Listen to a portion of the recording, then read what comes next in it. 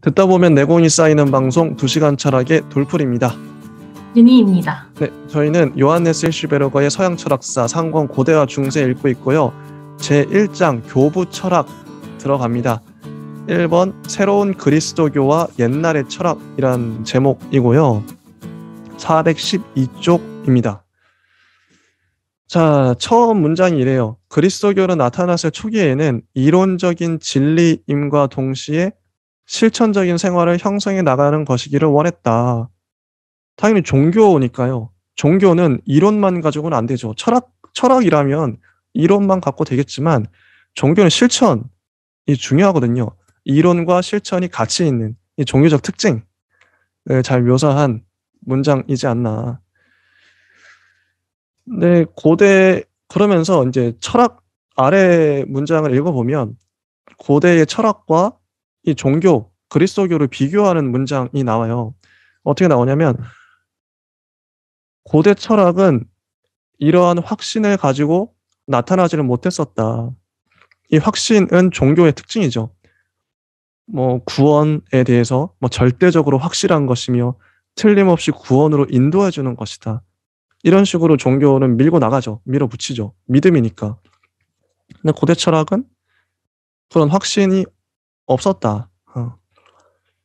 고대 철학은 스스로를 로고스와 영원한 진리가 이 세상에 내려온 것, 인카네이션이라는 단어가 육화인데, 육화는 신이 인간의 육신을 입은 거죠. 예수님을 생각하시면 될 것 같아요. 이렇게 생각하진 않았대요. 고대 철학은. 오직 지혜에 대한 사랑이기만을 원했었다. 이렇게 하면서 철학을 약간 이제 좀 이렇게 좀 등한시하는 듯한데, 그러나 하면서, 이분 hirschberger 재밌어요. 그러나 철학도 이미 진리를 제공함과 동시에 인간을 지도해 나가려고도 했다. 사실은 처음부터 그러했으며 특별히 낡은 신화가 허물어지고 그 대신 철학이 영혼을 돌봐주는 일을 떠맡지 않을 수 없었던 헬레니즘 시대에는 더욱더 그러했다. 두 가지를 다 얘기하고 있죠. 철학이 종교만큼 확신을 갖지 못했어. 그런데 그럼에도 불구하고 철학은 인간을 지도해 나가려고 했어. 동시에 다 얘기하고 있는 거예요, 그냥. 근데 한 부분은 같고 한 부분은 다른 이런 태도에서 동일한 목표에 있어서는 일치하면서도 이 목표에 이르는 수단과 방법을 택하는 데 있어서는 서로 다르다고 하는 데서 옛날의 철학에 대한 나이 어린 그리스도교의 태도가 생겨난다. 어땠냐 하면, 즉 여기 사람들은 그리스도교의 철학자들, 교부들이겠죠. 그들은 일단은 이 철학을 거부했다가 그 다음에 와서는 다시 받아들인다는 태도를 취하게 된다. 여기에 이제 짧지만 인트로의 성향이에요. 진희님은 요거 보시면서, 요 문단 보시면서 어떠셨나요?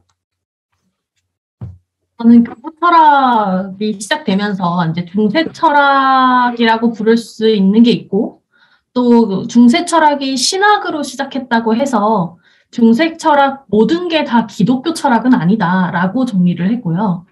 기독교 철학과 중세 철학은 많은 수 접점이 있지만 다릅니다.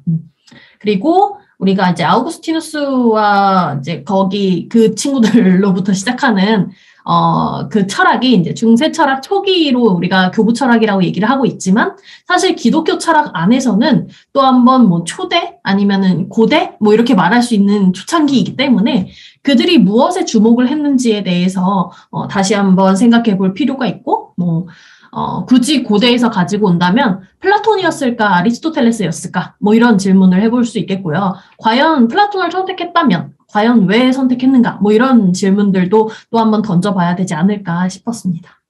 좋습니다. 413쪽을 넘어가면 요 한쪽에 바오로에 대해 나오는데요. 요 카톨릭에서는 바오로라고 부르는 걸로 알고 있는데 개신교에서는 바울이죠. 바울 얘기 나오는데요. 짧게 정리하면 이거예요. 바울은 처음에는 이 세상의 지혜, 철학을 비난하나 그러다가 이것을 다시 시인하고 자기 자신의 일, 복음 전도를 치러내기 위해서 이것을 원용한다. 이렇게 정리할 수 있을 것 같아요. 이 문단 전체는. 혹시 바오로에 대해서 하실 말씀이 있으실까요? 기독교에서는 사도 바오로를 어떻게 정리하나요? 어떤 사람으로 얘기를 해주나요? 개신교에서는 대단한 사람이죠.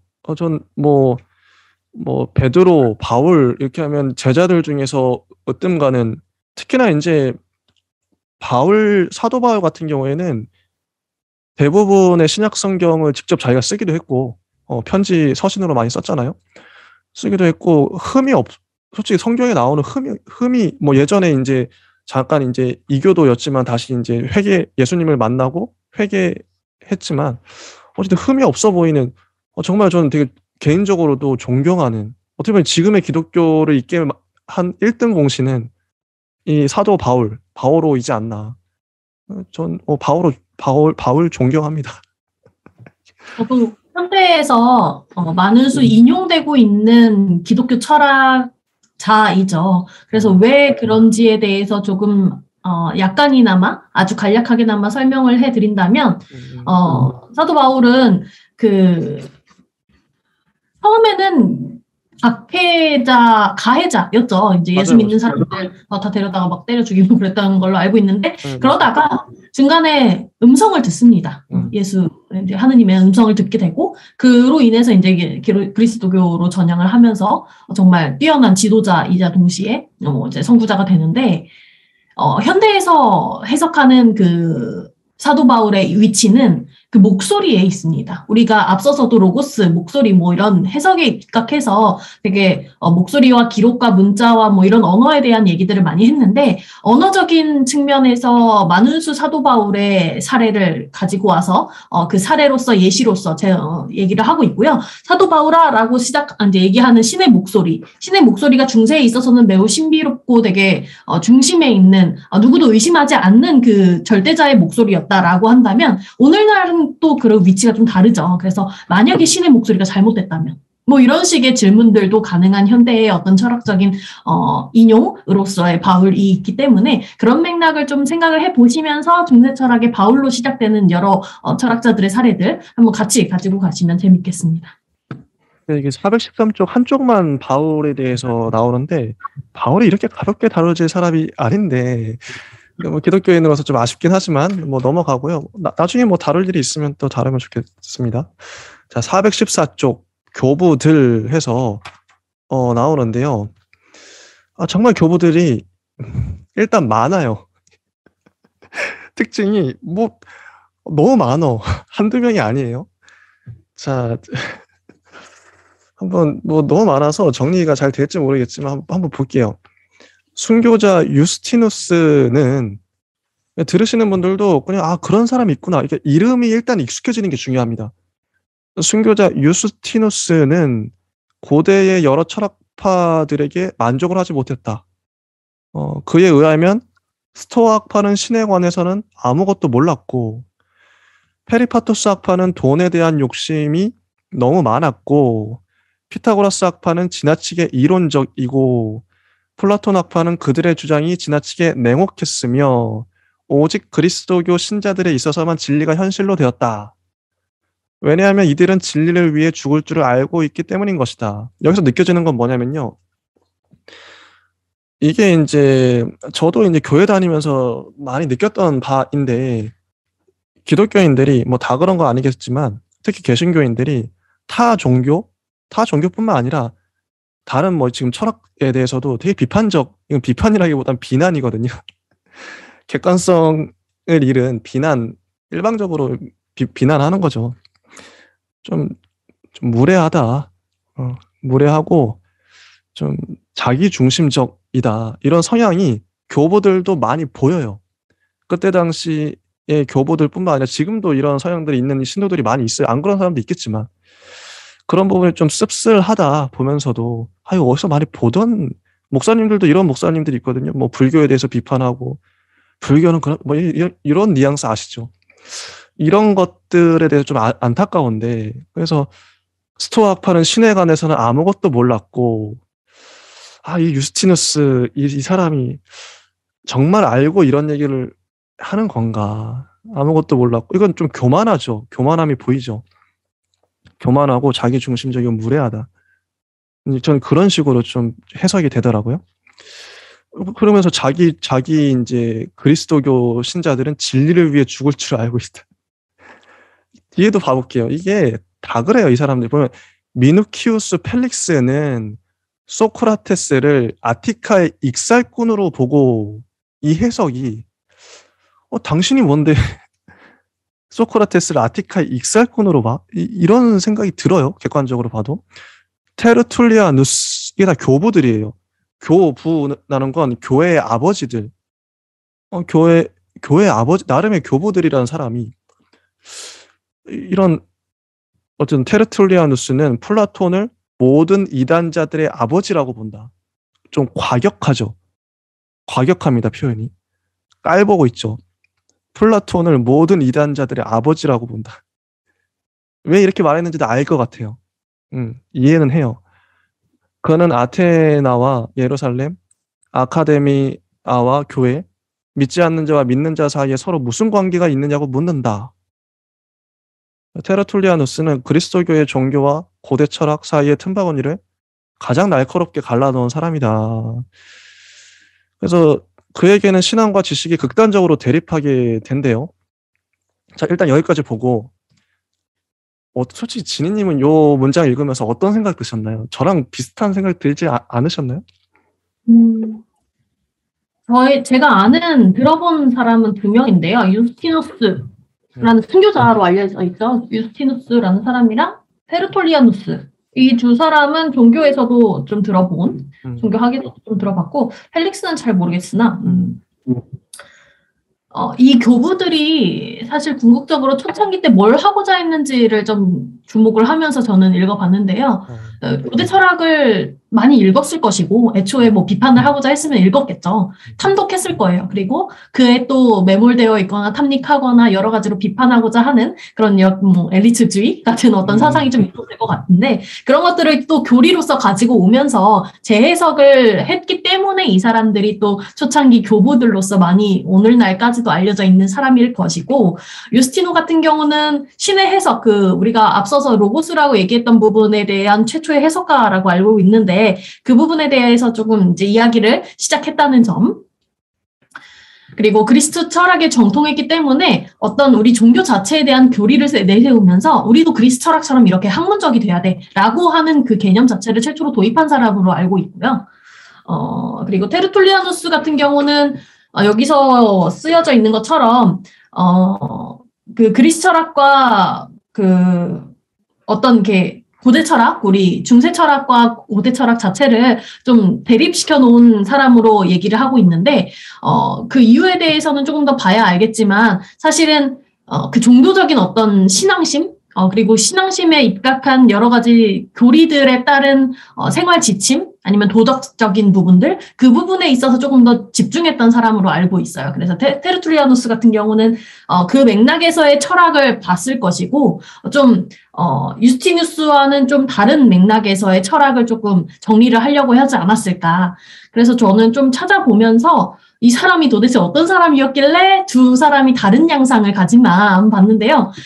특히 테르툴리아누스 같은 경우는 법률을 공부하고 변호사였대요. 그래서 이런 경향성이 여기서도 드러나는구나 해서 좀 재밌게 봤고, 또 이어지는 교부들의 특징에 따라서 개인적인 특징도 있었겠지만 각각 개인적인 특징에 따른 어떤 가치관 이에 따라서 또 고대 철학을 가지고 오는 양상이 매우 달랐겠다라고 해서 재밌게 또 읽었습니다. 인용문이 나오는데요. 테르툴리아누스가 말한 건데, 이거 되게 인상적이게 한번 들어보세요. 신의 아들은 십자가에 못 박혔다. 이것은 부끄러운 일이기 때문에 우리는 이를 부끄러워하지 않는다. 신의 아들은 죽었다. 이것은 어리석은 것이기 때문에 완전히 믿을 만한 가치가 있다. 그리고 그는 묻혔다가 부활하였다. 이것은 불가능한 일이기 때문에 확실하다. 이런 논증을 해요.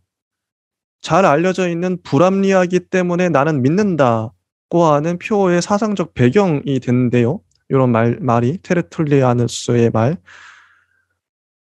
일단 여쭤볼게요. 진희님은 이 문장을 보시면서 어떤 생각이 드셨나요? 이게 좀 설득력이 있다고 생각하시나요? 오늘날에 보면 좀 허술하죠, 논증 자체가. 허술해서 그 논증이 좀 설득력이 있는지 없는지와는 좀 별개로 이 사람이 고대 철학에서 행한 바 오늘날 의의를 찾을 수 있다면 무엇일까? 이런 쪽으로 읽어봤는데요. 이 사람이 오늘날까지 이야기되는 맥락은 왜일까요? 테르툴리아누스가 2022년에 우리 목소리를 통해서 계속 이야기가 되고 있는 이유는 뭘까? 뭐라고 생각하세요? 저는 일단 이 문장을 저는 어떻게 해석했냐면 이게 오늘날에도 효력이 있는 게 왜냐면요. 그러니까 종교는 저는 어떻게 보냐면 보통 이제 반이성과 반이성으로 보는데 반이성이 아니라 초이성이라고 볼 수 있을 것 같아요. 초는 뭐냐면 넘어선다는 거거든요. 그러니까 디딤발처럼 이성을 딛고 넘어선 게 종교고 신앙이고 믿음이라고 생각을 해요. 여기 나와 있는 모든 문장들이 뭐냐면 반이성이 아니라 물론 그렇게 볼 수도 있죠. 근데 초이성적으로 보면 어떻게 되냐면 신의 아들이 십자가에 못 박혔어. 이건 되게 모순이거든요. 왜? 신의 아들이라면 그 전지전능하고 힘도 막강한 그 아들이 왜 십자가에 그렇게 처참하게 힘없이 못 박혔지? 세상 사람들이 봤을 때 부끄러운 일이죠. 하지만 기독교 신자들은 그걸 부끄러워하지 않아. 오히려 그게 자랑스럽죠. 이거는 이제 제가 신자기 때문에 이게 더 감동적인 언설이 되는 건지 모르겠지만 실제 믿는 사람들은 이 문장을 봤을 때 납득을 하고 수긍을 할 수밖에 없거든요. 세상 사람들은 그걸 부끄럽게 여기고 어리석게 여기고 불가능하게 여기지만 우린 반대로 보잖아요. 믿는 사람들은. 그래서 이런 논증 자체가 근데 이게 또 기독교인들한테 그렇게 와닿는데 제가 이제 초이성 이렇게 얘기했지만 실제로 믿지 않는 믿음이 없는 타종교인들이 봤을 때 종교 없는 사람들이 봤을 때 그렇게 느낄지는 모르겠어요. 어쨌든 저는 지금도 이 논리는 유효하지 않나 이렇게 보고 있습니다.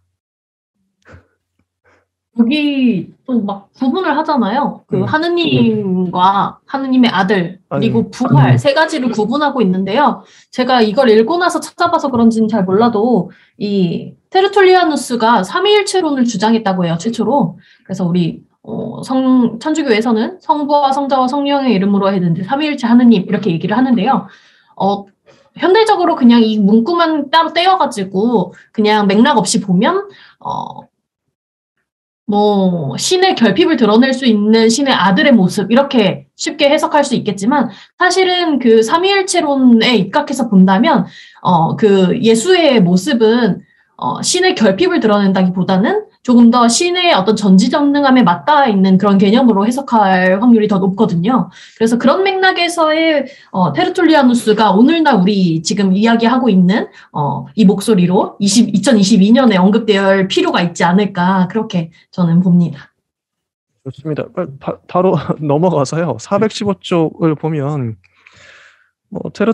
유스티누스는 철학자이기도 하고 호교가였다. 철학을 했다. 이교도들에게 이교도들도 설득하려면 철학을 했어야겠죠. 왜냐면 철학은 이교도들도 하기 때문에. 지금 오늘날의 맥락에서도 저도 그런 게 신학적인 얘기, 종교 얘기를 하려면 우리 안에서의 통용되는 그 논리만 갖고는 말이 안 통해요. 기독교 밖의 사람들하고. 그래서 소통을 하기 위해서라도 철학을 공부해야 할 수밖에 없어요. 이해가 되더라고요. 철학은 보편적인 언어, 당시에도 그렇고 지금도 그렇고 과학도 그렇죠. 이용을 한 거죠, 철학을. 그래서 당시의 그 종교인들, 교보들은 철학자가 읽고 다니던 외투, 그리고 순회설교 이런 것도 다 따라했대요. 그래서 설득을 할 수 있게끔. 그 다음에 철학계로 나아가는 발걸음이라고 해서 교리학교도 이제 나와요. 중요하게. 종합회로 나아가는 모든 형식을 추구했다. 교리학교 내에서. 구약성서의 종교심과 그리스 철학을 함께 묶으려고 했다. 이런 시도들. 그리고 이런 인용문도 있습니다. 이스라엘의 자손들이 이집트에서 탈출할 때 그 나라의 금과 은으로 된 도구들을 가지고 나왔던 것과 마찬가지로 신앙도 세속적인 학문과 철학을 가지고 있지 않으면 안 된다. 당시의 교부들도 알았던 거죠. 어떻게든 세상 사람들을 설득하기 위해서 철학을 이용해야 된다. 끌어들여야 된다. 그런 뉘앙스의 말이 계속 나옵니다. 철학은 섭리에 의해 주어진 선물이다. 어떤 교부, 클레멘스는 이런 식으로 얘기도 하고요. 그리고 세 사람의 위대한 카파도키아 사람들의 태도라고 나오는데, 이것도 원래 개신교에서는 갑바도니아인가? 뭐 그렇게 성경에 나왔던 것 같은데, 아무튼 이 사람들이 누구냐면 나지안스의 그레고리우스, 데바실리우스와 니사의 그레고리우스가 이 세 사람들인데, 이 사람들도 선교할 때 그리스 철학을 모두 실제로 도구로 이용했다고 합니다. 바실리우스는 이교도의 철학을 어떻게 유용하게 이용할 것인가 하는 것을 젊은이들에게 알림이라는 독자적인 논문을 썼대요. 다 이런 내용들이 계속 나와요. 뭐 전반적으로 보면 교보들은 철학을 이용했다. 그리고 416쪽 아래 보면 아우구스티누스는 키케로로부터 많은 것을 배웠으며, 이런 단어 문장도 나오고요. 네, 여기가 끝입니다. 이 정도 정리할 수 있을 것 같아요. 진희님 더 하실 말씀이 있으실까요? 네, 저는 되게 재밌었습니다. 예. 이 당시 사람들이 철학을 이용했다라는 문장이 여러 번 다른 문장들로 바뀌어서 패러프라이징 돼서 이제 우리가 계속 반복되고 있는데요. 사실 우리가 보는 중세 철학은 그에 반대죠. 중세 철학, 그래서 철학사를 중심으로 보면서 종교를 입은 철학, 이런 식으로 해석해서 오늘날 보고 있는데, 이 당시에는 완전 달랐구나라는 것을 계속 읽어볼 수 있었습니다. 좋습니다. 넘어가서요. 416쪽에 보면 결과와 문제들이라는 소제목이 나오는데요. 결국 아우구스티누스의 태도에 의해서 마침내 종교와 철학의 관계는 긍정적인 종합으로 발전하게 됐다고 나와요. 이제 신앙은 신학으로 되고 선교는 문학으로 되고 그리스도교는 문화로 될 수 있었다. 이런 문장. 417쪽에 보면 이런 문제 제기가 나와요. 만약에 자연적인 사고와 초자연적인 계시가 정말로 완전히 다른 것이라면 이들에게 공통적인 어떤 것이 있을 수 있겠는가? 히슈베르거가 이런 문제 제기를 하는 거죠. 공통적인 어떤 것. 그러니까 철학과 종교가 정말 다르다면 공통적인 게 있을 수 있을까? 이런 역설 파라독스에 대해서 얘기합니다. 아래쪽에 또 보면은 근본적으로 보자면 이런 문제 전체가 신은 초월적이나 창조주로서 피조물들 안에서 인식될 수 있다고 하는 학설이나 인간의 영혼은 비물질적이나 육체의 형상이라고 하는 학설이나 또는 인간은 세계의 보편적인 인간관계의 지배를 받으나 그 의지는 자유로워야 한다고 하는 학설 등에서 우리들이 이미 배운 바가 있는 그런 종류의 문제들이다. 이런 곳에서는 항상 이원론이 드러나지만 그런 뒤에는 다시 다리가 놓아진다.